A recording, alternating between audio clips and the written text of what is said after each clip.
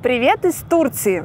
Если у вас есть только 2 дня в Стамбуле и вы хотите выжать из них максимум, это видео для вас. Я составила идеальный готовый маршрут, который поможет раскрыть этот город со всех сторон. Я очень для вас постаралась и буду благодарна, если вы поддержите мой труд лайком. А сейчас идем гулять по Стамбулу.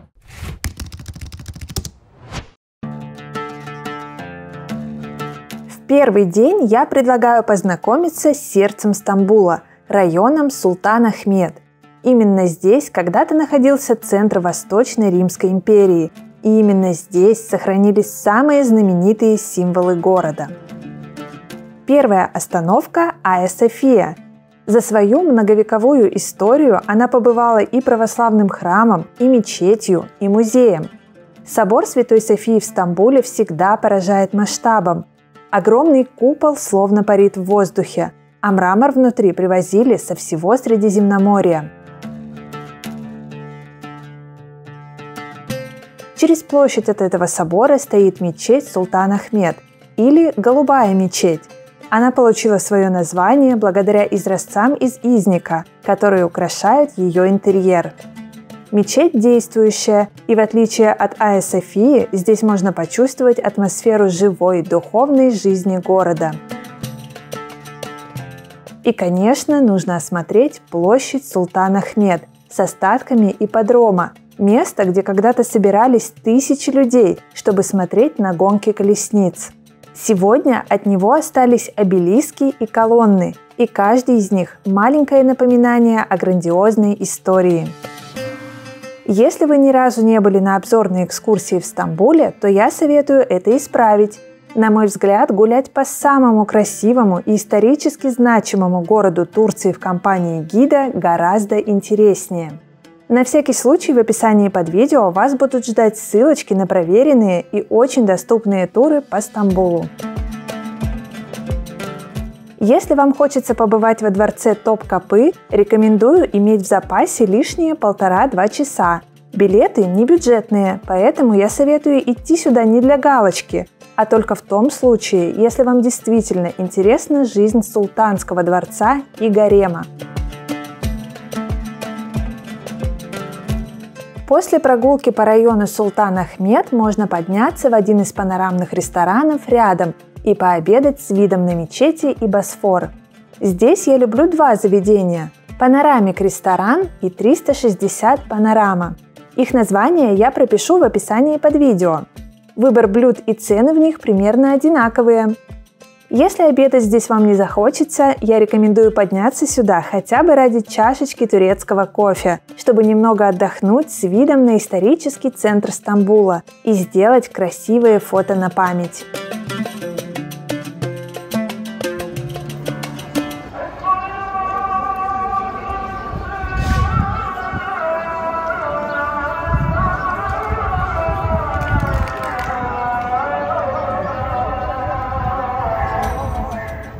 Сделав паузу, отправляйтесь изучать исторические базары Стамбула.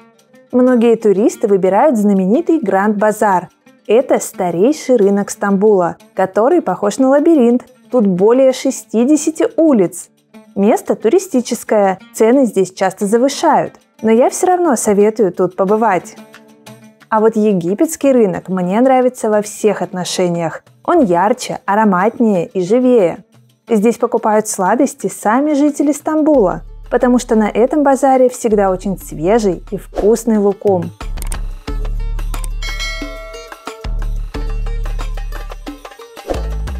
Следующая точка – мечеть Сулеймания.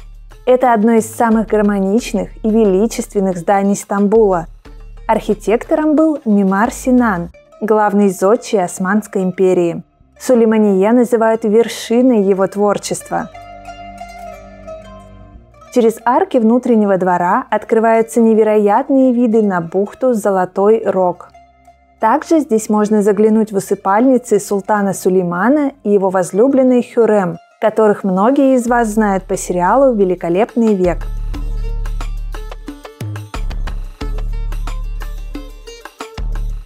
После Сулеймании удобно спуститься к Галатскому мосту. Он соединяет исторический центр с современным городом. Но главное, здесь вы увидите те самые открытки Стамбула.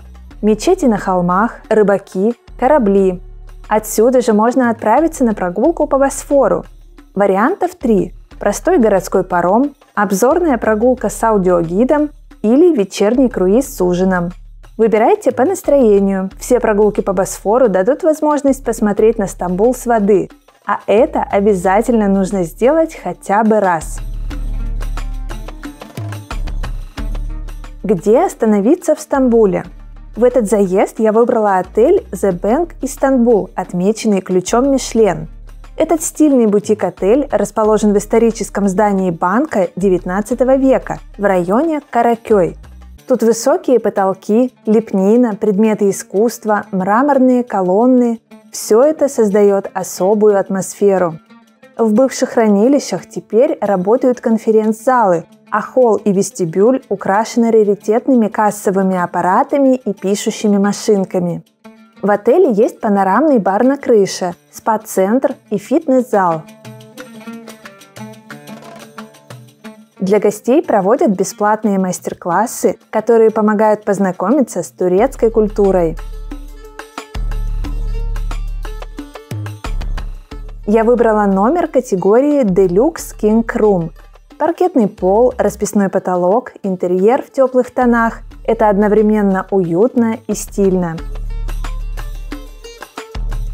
Если вам тоже интересны уникальные места, то посмотреть фотографии всех категорий номеров и забронировать проживание в отеле The Bank Istanbul можно по ссылке под этим видео.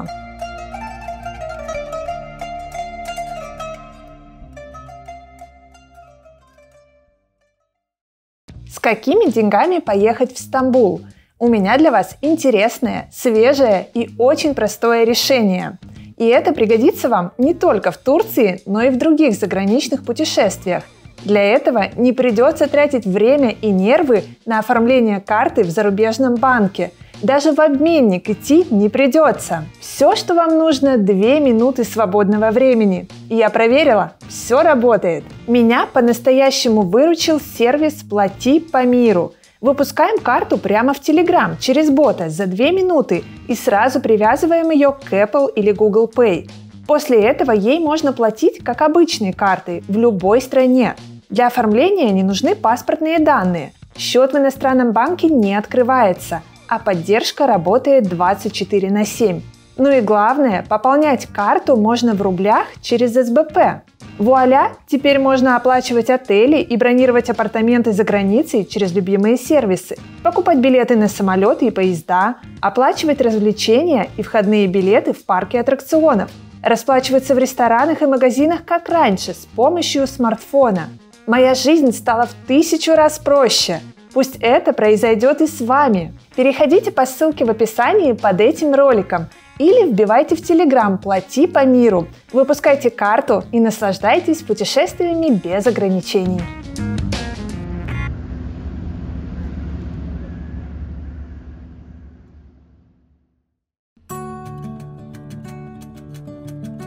Второй день в Стамбуле я советую начать ранним утром у Галатской башни. Если прийти сюда до 8 часов, можно сделать фотографии почти без людей. Галатская башня – один из старейших символов Стамбула, и когда город только начали изображать на открытках, ее рисовали первой. После фотосессии возвращаемся в отель на завтрак. По утрам в моем отеле The Bank Istanbul очень атмосферно, красиво и вкусно. Вы можете выбрать горячие блюда и десерты из меню, а также собрать сытный завтрак на шведском столе. Утро в историческом отеле – это приятное начало дня в спокойной атмосфере.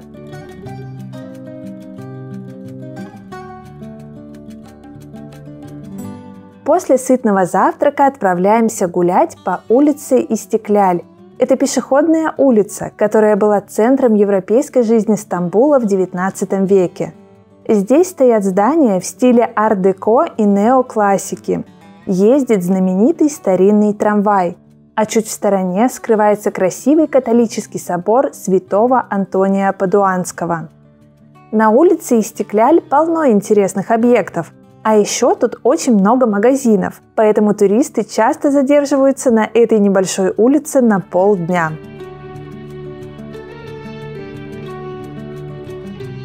Если вы гуляли долго и проголодались, можно пообедать прямо здесь. На Истекляле я полюбила ресторан Midpoint. Это сетевое заведение. Тут вкусная еда, большие порции и приятный интерьер. Кухня современная, не турецкая. А если захочется выпить кофе, можно заглянуть в Starbucks, который расположен в уютном дворике с фонтаном. Дальше спускаемся в Галата-Порт. Это современная набережная со стильными магазинами, ресторанами и красивым видом на Босфор. Здесь можно задержаться надолго. Место новое, чистое, красивое и атмосферное. Следующая точка маршрута по Стамбулу – мечеть Артакёй. Добраться сюда из Галата-Порта можно на автобусе или такси. Мечеть стоит прямо у воды и выглядит как маленькое произведение искусства.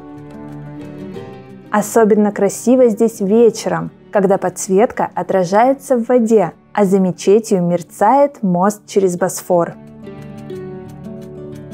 Отсюда я рекомендую отправиться на пароме в Üsküdar, а затем сесть на автобус или взять такси до мечети Чимлыджа.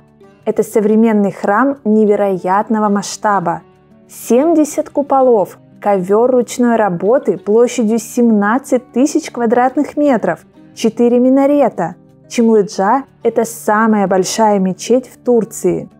Здесь нет того уюта, что чувствуется в исторических храмах, но она все равно вызывает восхищение. Затем стоит доехать до башни Чимлыджа. Это одно из новейших зданий города с панорамными лифтами, смотровой площадкой на 360 градусов и рестораном наверху. Высота башни 369 метров. Это самое высокое сооружение не только в Стамбуле, но и во всей Турции. Здесь можно полюбоваться закатом и поужинать с видом на весь Стамбул. Возможно, посещения смотровой площадки вам будет достаточно, а на ужин можно вернуться в центр города. Мне понравился панорамный ресторан «Сирека» при моем отеле The Bank Istanbul. Здесь готовят блюда турецкой кухни в современной интерпретации. Это было необычно, свежо и по-настоящему вкусно. Красивая подача, свежие локальные продукты, оригинальные рецепты и обширная винная карта. Отличное место для особенного вечера в Стамбуле. С террасы открывается красивый вид на город. Уровнем выше расположен руфтоп-бар, а после ужина приятно прогуляться по вечерней набережной.